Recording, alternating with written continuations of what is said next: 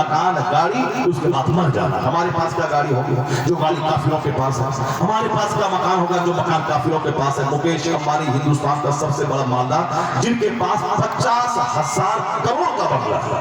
50 کروڑ نہیں 50,000 کروڑ کا بنگلہ ہے. جنہوں نے اپنے داماد کو 5,000 کروڑ کا 500 کروڑ روپے کا بنگلہ اپنے داماد کو گفٹ دیا ہے. اور جنہوں نے 4,000 کروڑ کا ہوٹل ریسٹورنٹ برٹن میں خریدا.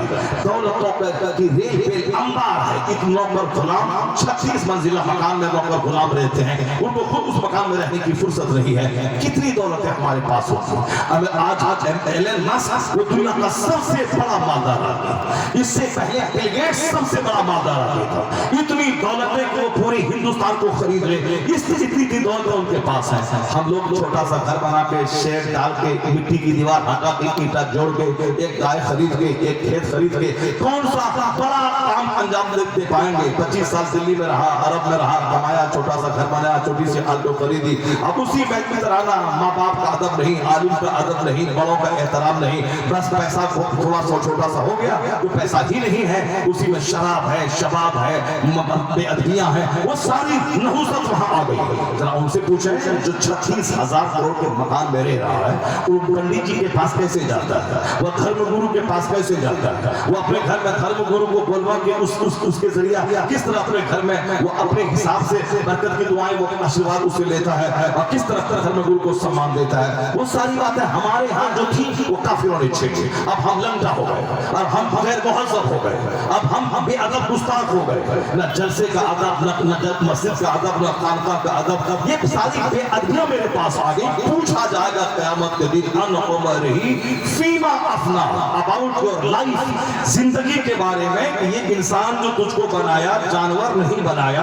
جانور تو قیامت کے دن مٹی بنا دیا جائے گا. ایک بیل دوسرے بیل کو سینگ سے مارا, قیامت کے دن دونوں سے بدلہ دیا جائے گا کہ یہ سینگ والا جانور کو جو سینگ والا مارا ہے تو اس کو اللہ سینگ دے گا, وہ سینگ والے کو مارے گا, اس کا بدلہ ہو جائے گا. پھر وہ دونوں بیل کو مٹی بنا دیا جائے گا کیونکہ جانور کے لیے جنت اور جہنم نہیں ہے, اس کو مٹی بنا دیا جائے گا. جب کافروں سے سخت حساب ہوگا, ایک ایک پل کا ایک رمحے گا اور اس جانوروں کا مٹی بنتا ہوا دیکھے گا تو کافر بولے گا کاش میں مٹی ہو گیا ہوتا, یا لیتنی کنت ترابا, کاش میں مٹی ہو گیا ہوتا. یہ حساب مجھ کو نہیں ہوتا.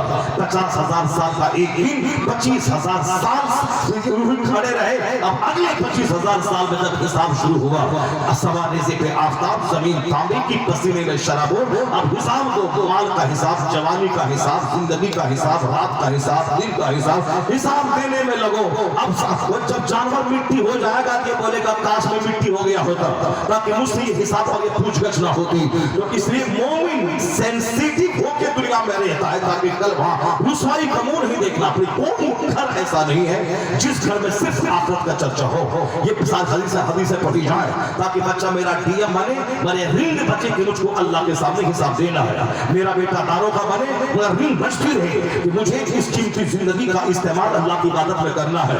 وہ دفتر میں بیٹھ کر کافر نہ ہو جائے, کسی لڑکی کا چہرہ دیکھ کر اسی طرح مائل نہ ہو جائے, بلکہ اس قدر دین اس کو پلا دے اس کو تاکہ وہ دفتر میں جانے کے بعد ماسٹر, داروغہ, لائر, بیرسٹر, پروفیسر, سائنٹسٹ, ویگیانک اور ڈی ایم بننے کے بعد کافر نہ ہو جائے بلکہ ڈی ایم کے دفتر کو اسلام کی تبلیغ کا مرکز بنا دے. ہر آنے والا جو اس کے سمپرک میں آئے اس کو مصطفیٰ کی ایک حدیث سنا دے, اسلام کے فوائد اور بینیفٹس بتا دے, آخرت کی بات اس کو بتا دے, اس دنیا کی بے ثباتی کا کوئی چرچا وہ چھیڑ دے. یہ کام دوسرے لوگ کرتے ہیں, ہمارے بچے نہیں کرتے ہیں. اور جب مصیبت آتی ہے تو کہتے ہیں مسلمان ہونے کی سزا مجھ کو مل رہی ہے. آج میڈیا میں مسلمانوں کے خلاف اور دنیا بھر میں مسلمانوں کے خلاف ہمیں آتنکوادی بولا جاتا ہے. جواب نہیں ملتا ہے, یہ اپنے ہی مذہب میں شک کرنے لگتا ہے. جب اس کو یہ پڑھا لکھا نہیں, عالموں کی صحبت میں رہا نہیں, جواب ڈھونڈا نہیں, قرآن حدیث پڑھا نہیں, تو اب اگر کسی کافر نے کوئی اعتراض کا یہ حجاب کیا ہے, یہ نقاب کیا ہے, یہ فلاں کیا ہے, فلاں کیا ہے, یہ خود اپنے آپ کو بوریت کے احساس تلے دبا دیتا ہے اور سمجھتا ہے کہ جیسے کہ اسلام ला करके इसने कोई बहुत बड़ा जुर्म कर दिया है। अब वो दूसरों की बात का जवाब इसके पास है, जबकि इस्लाम हर दर्द की दवा अपने दामन में रखता है, हर प्रॉब्लम का हल अपने दामन में रखता है। जॉर्ज बर्नार्ड शॉ जैसा पढ़ा लिखा मुहद्दिस, पढ़ा लिखा अदीब वो कहता है, he must be called the savior of humanity. If a man like him were to assume the dictatorship of the modern world, he must succeed in solving its problems. Bernard Shaw Christian है, मगर बहुत highly qualified आदमी। वो कहता है इस्लाम के पैगंबर मोहम्मद अरबी को जब मैंने पढ़ा तो मुझको लगा ये तो मुसलमानों के सिर्फ मुहाफिज नहीं है, ये तो मानवता के रक्षक है, ये तो आदमियत के मुहाफिज है, ह्यूमैनिटी के प्रोटेक्टर है। अगर दुनिया इसे रहनुमा मान ले और इनके गाइडलाइंस की रोशनी में जिंदगी गुजारे तो हर मसले का हल निकल आएगा और घर जन्नत का टुकड़ा बन जाएगा। ये मुसलमान का बच्चा नहीं बोल रहा, ये कोई पीर साहब नहीं बोलते हैं। कौन? वह जो क्रिश्चियन है, वह जो ईमान नहीं लाए, मगर मुताला, स्टडी, पैगंबर आज़म को पढ़ना। इसी तरह से एक यूरोप का दानिश्वर है जिसने हुजूर को जब पढ़ा, उनके कारनामे को, उनके इन्फ्लुएंस को, उनके इम्पैक्ट को, उनके फॉलोअर्स को, पूरी दुनिया में उनकी क्रांति को जब पढ़ा, उन्होंने अपने हार्ट्स की फीलिंग को जब एक्सप्रेस किया तो वो इस तरह कहता है, all standard by which human greatness may be measured is any one greater than he. अब जरा सुनिए इसको 50 बार गौर से पढ़िए। या दिल्ली का पाखंडी या हिंदुस्तान का लुच्चा लफंगा एक दो जो इस्लाम के खिलाफ, मुस्तफा के खिलाफ बयान देता रहता है, इन लुच्चों लफंगों पाखंडी की बात क्या सुनेगा? यूरोप का वो दानिश्वर जो इन जैसे करोड़ों को पढ़ा लिखा करके सजा सवार कर आदमी बनाया है, जिनके पास इल्म की गहराई है, जिनके पास रिफ्लेक्शन है, जिनके पास थिंकिंग है, जिनके पास नॉलेज और विजडम है, ये जितनी किताबें हर यूनिवर्सिटीज में चलती हैं, उनकी बात माने कि हम इस लुच्चे लफंगे की बात माने। हमारा बच्चा इसी लफंगे की बात मानता है, वो साहब एहसास गमती का शिकार हो जाता है, व्हाट्सएप यूट्यूब में इन लोगों का बयान सुनता है और फिर ये बोलता है कि क्या ये लोग बोल रहा है, पता नहीं इस्लाम ऐसा है क्या? इस्लाम जानने की कोशिश करो, पढ़ने की कोशिश करो। वो बर्नार्ड शॉ, डॉक्टर लामार्टिन कहते हैं कि all standard by which human greatness may be measured, इंसान की अजमतों को जांचने का, कि कौन बड़ा है, कौन कितना महान है, वो कहते हैं अजमतों को जांचने का जितना मेजरमेंट है, जितना पैमाना है, जितनी कसौटी है, सारी कसौटी को लाया जाए और उस पे जांचा जाए तो कौन है जो मुस्तफा से बड़ा हो सके? वो कहते हैं तमाम कसौटी पे जांचने के बाद पता चलेगा इस रूए जमीन का सबसे अजीम तरीन इंसान कोई है तो मोहम्मद अरबी की ज़ात गिरामी। All standards by which human greatness may be measured is any one greater than he। क्या है कोई जो उनसे बड़ा हो?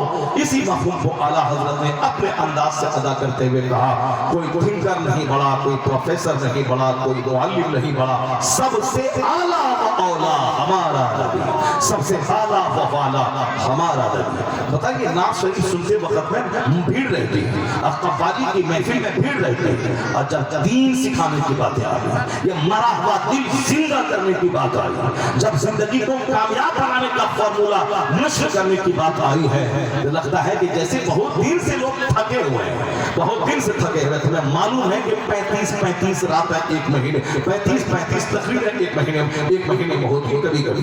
कल रात में राशिद भाई के साथ था और उसके बाद वहाँ खिताब करने के बाद फिर मैं दूसरी जगह गया, वहाँ जाके लगभग पौने 2 घंटे का मैंने खिताब किया।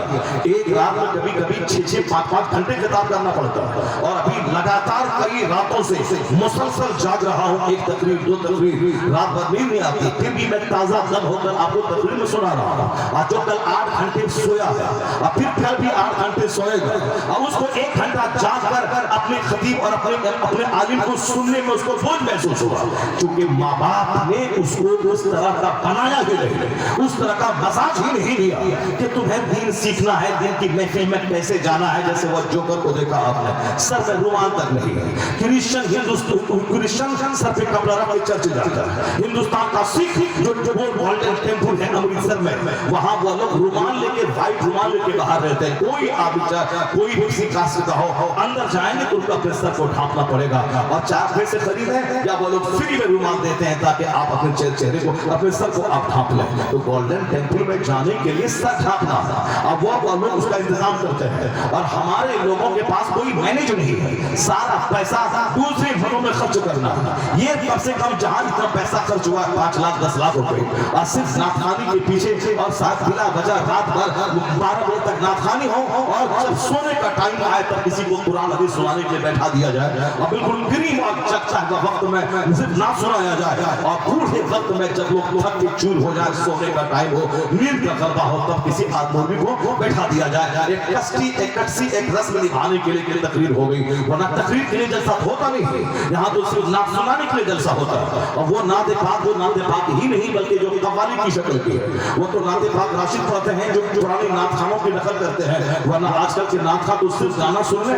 इधर उठ के नाच सुन ले, और नौजवान उसी में हा हा करता है ताकि उसको लगे कि गाना सुनने की जो शौक है वो इस नात खानी की आड़ में पूरा हो जाए, और नफ्स को तस्कीन देने का सामान हो जाए। वरना जो हदीस नहीं सुनता वो क्या जाने नात क्या चीज है, वो कुरान नहीं सुने वो क्या जाने नात क्या चीज है। नात तो वो चीज है कि जब नबी की मोहब्बत में कोई एक मिसरा सुनता है, इधर से आंसू बहते हैं और दिल से कचरा साफ होता है, और फिर वो मस्जिदों को आबाद करके पक्का मुस्तफा का सच्चा गुलाम बन जाता है। नाते पाक की तो ये कैफियत होनी चाहिए कि आग लगे बदन में, दिल वतन सब कुछ मुस्तफा के नाम पे कुर्बान कर दे। मगर यहाँ क्या है कि बदन में जो ख्वाहिशात की आग लगी है, जो ख्वाहिशात की आग लगी है, जो गाना सुनने की आग लगी है, उस आग को कैसे बुझाया जाए? चलो नात खाने की आड़ में उस आग को बुझा दिया जाए। इसलिए ये जोकर जो नंगे सर आते हैं, गुटखा खा के आते हैं, नापाक बदन आते हैं, वो हा हा करते हैं, ये हमारे लोग नहीं है, ये वह लोग हैं जो अमिताभ के लोग हैं, जो आमिर खान के लोग हैं, जो सलमान खान के लोग हैं। हमारे लोग होते वो कुरान सुनते, वो हदीस सुनते, और वो नात पाक मिसरे सुनते, और 5 घंटे अल्लाह का कलाम सुनते, मुस्तफा की हदीस सुनते।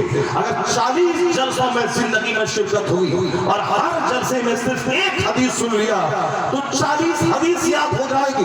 अब मरेगा तो कयामत के दिन के बारे में बशारत आई है कि जो मुस्तफा की 40 हदीस को याद कर ले, कयामत के दिन अल्लाह उसे आलिमों की सफ में उठाएगा, यानी वो आलिमों की जमात में उठाएगा जो 40 हदीस याद करे। तो आज इस हदीस से पाक को आप रट लीजिए, उसको अरबी ज़बान अगर न रट सके तो आप इसको, उसका जो मफहूम है, जो सेंस है, उसको आप रट लें और अपने घर में खाना एक साथ मिल के खाएं। वहाँ इस हदीस से पाक का चर्चा छेड़ दें। मौलाना साहब ऐसा कहते थे, हदीस में आया है कि अलग अलग मत खाना खाओ, एक साथ मिल के खाओ, फाइनल बरकत मअल जमा, इसलिए कि बरकत है जमात के साथ वाबस्ता होती है। तो अपने घर में बीवी है, बच्ची है, बच्चे हैं, सब मिल बैठ के खाना खाएं। मेहमान अगर है तो मेहमान के साथ मर्द खा ले, औरतें अगर गेस्ट आई हैं तो आपकी बीवी उनके साथ खा ले। लेकिन जिस दिन कोई मेहमान नहीं है तो घर के सारे लोग एक साथ मिलकर खाएं, और खाते वक्त गुंगा भर के मत रहे। वो जाहिलों का मसला है कि खाते वक्त बात नहीं करना चाहिए, वो उसी तरह जहालत है जिस तरह के लोग कहते हैं कि ये घुटना अगर खुल जाए तो वजू टूट जाता है, या कोई औरत अगर शौहर का नाम ले ले तो उसका निकाह टूट जाता है। जिस तरह ये जहालत है उसी तरह ये भी जहालत है कि खाते वक्त में कुछ बात नहीं करना चाहिए, और आखिर में मीठा खाना चाहिए, सुन्नत है, ये भी जहालत है। आला हजरत ने लिखा है कि नमक से शुरू करो और आखिर में नमक पे खत्म करो, और बीच में मीठी चीज खाओ। 70 बीमारियों का इलाज है इस तरह का खाना।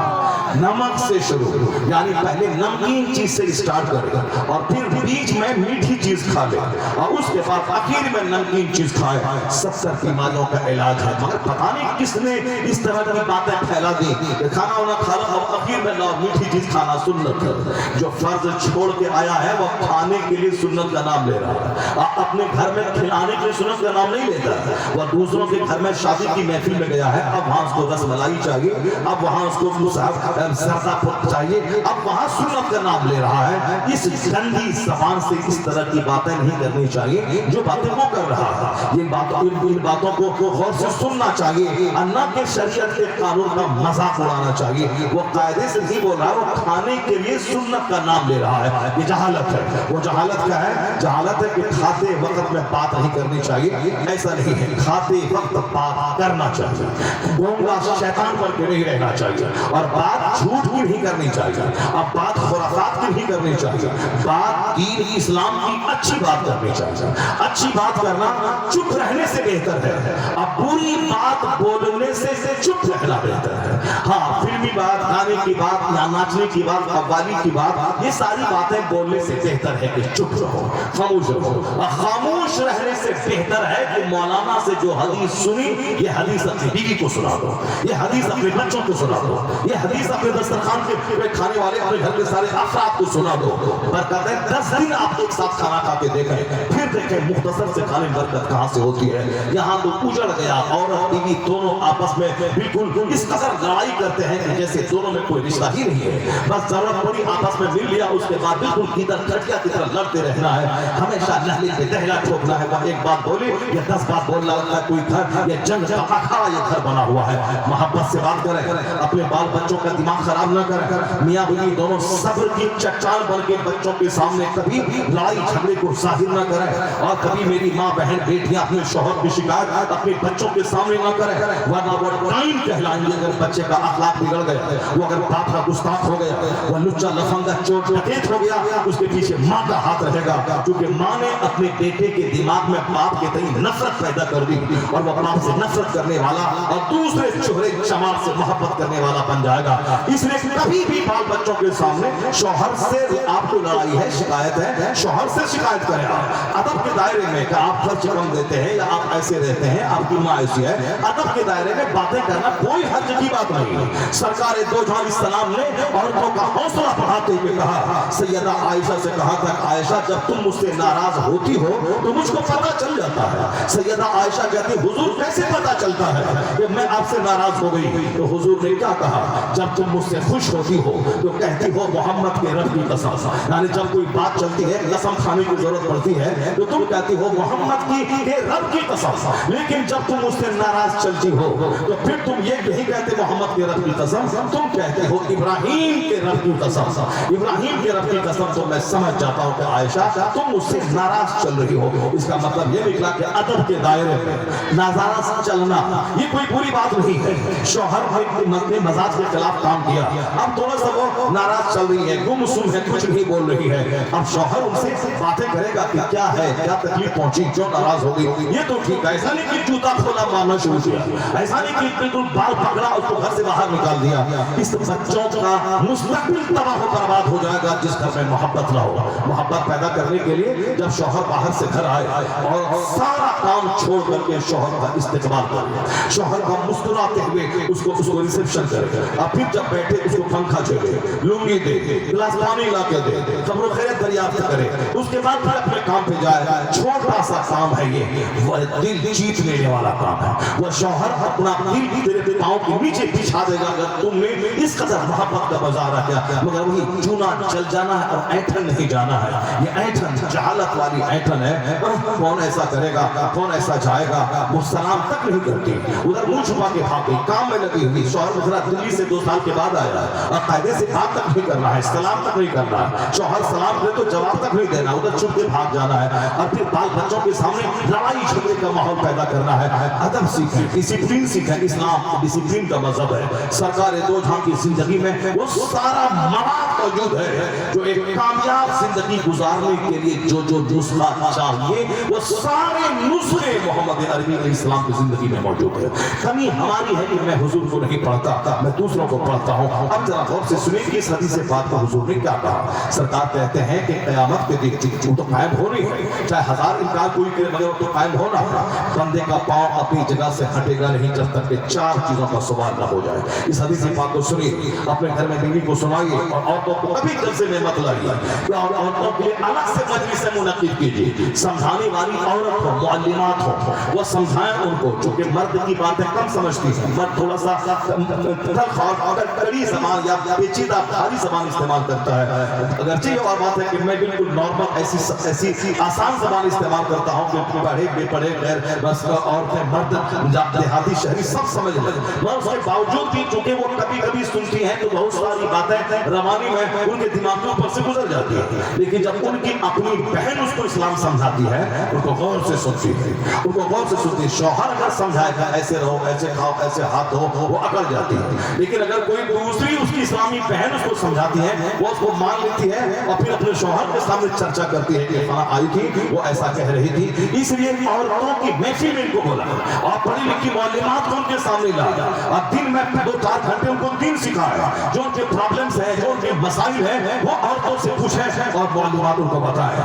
इस तरह मौलाना मुजाहिदुल इस्लाम साहब का मदरसा है, बहुत सारे मदरसे हैं, मेरा मदरसा है, मेरी वाइफ खुद प्रिंसिपल है मेरे मदरसे की, और साथ गाहे अब 12वीं 11वीं मुहर्रम शरीफ हर मौके से मजलिसें होती हैं और कहती रहती हैं, वहाँ दीन सिखाती हैं। तो आप भी अपने इलाके में माहौल पैदा करें ताकि औरतों में ज्यादा से ज्यादा दीन फैले, ताकि आपका बच्चा बर्बाद ना होने पाए, आपका मुस्तकबिल बर्बाद ना, आपका घर तबाह ना हो। क्योंकि एक मर्द बर्बाद होता है तो सिर्फ एक घर तबाह होता है, औरतें बर्बाद होती हैं तो कई नस्लें तबाह हो जाती हैं।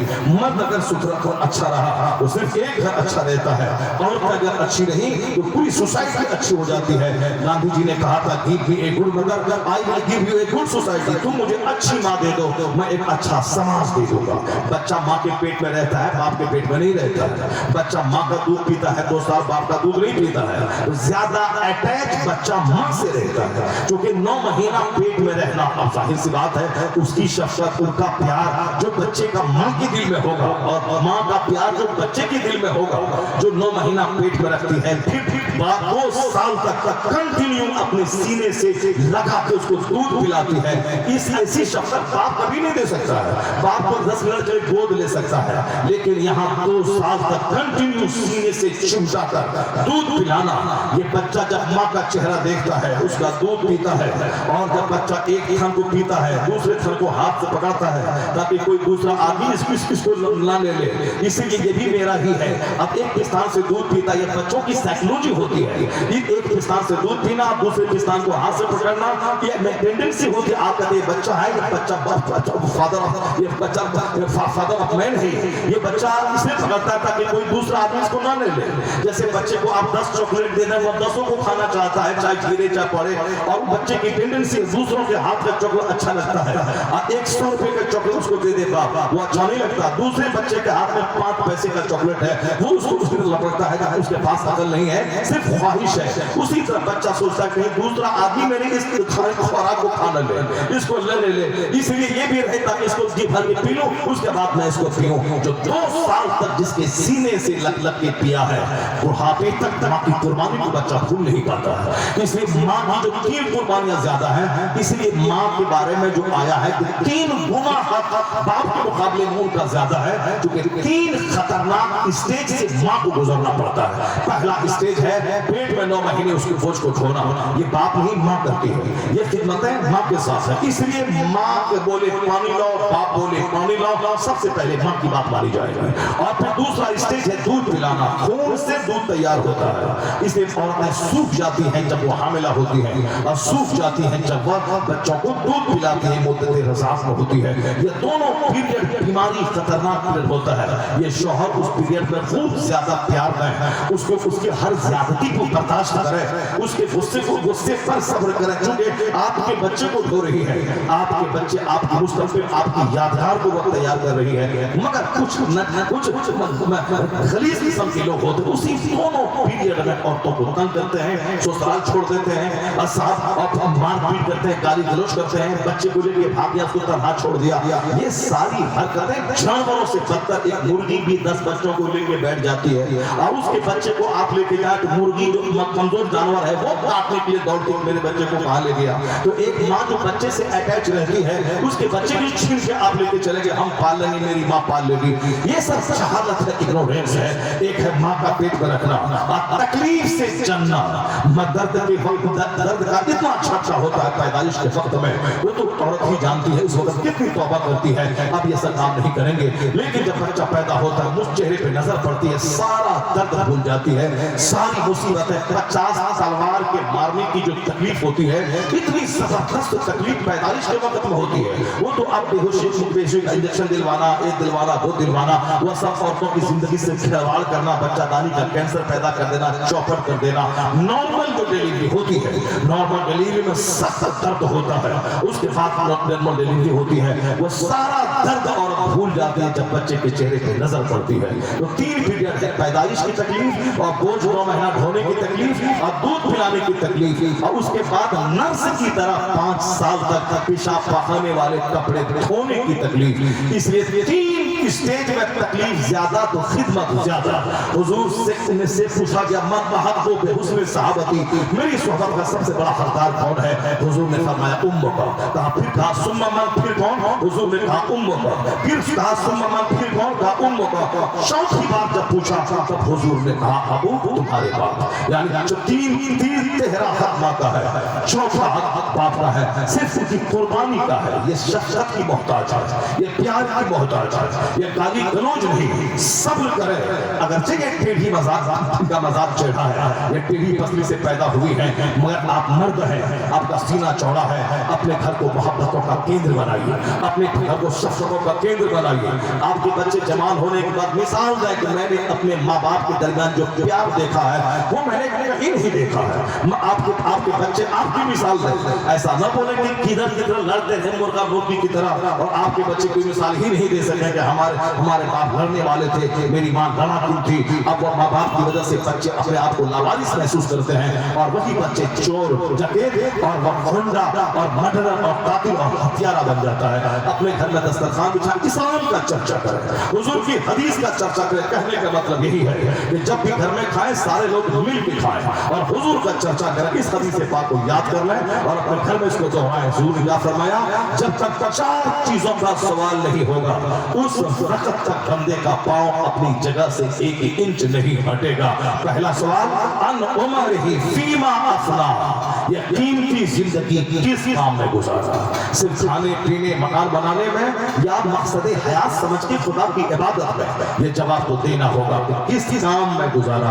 اس کو آپ جواب تیار کر کے رکھیں، کس کام میں گزارا۔ عبادت کرنا اللہ کا ہمارا مقصد ہے، اللہ کی عبادت۔ مگر عبادت کرنے کے لیے کپڑا چاہیے، عبادت کرنے کے لیے گھر چاہیے، عبادت کرنے کے لیے خوراک چاہیے۔ تو خوراک اس لیے تاکہ میں زندہ رہوں، اور زندہ اس لیے رہوں تاکہ میں اللہ کی عبادت کروں۔ مکان اس لیے تاکہ سردی گرمی سے بچ سکوں، اور اس لیے بچوں کے تاکہ اللہ کی عبادت کروں۔ کپڑا اسی لیے تاکہ میں سطر کو ڈھانپ سکوں، اور اس لیے ڈھانپوں تاکہ میں اللہ کی عبادت کروں۔ کھیتی باڑی تاکہ میں کھانا کھا سکوں، اور کھانا اس لیے کھاؤں تاکہ میں اللہ کی عبادت کر سکوں۔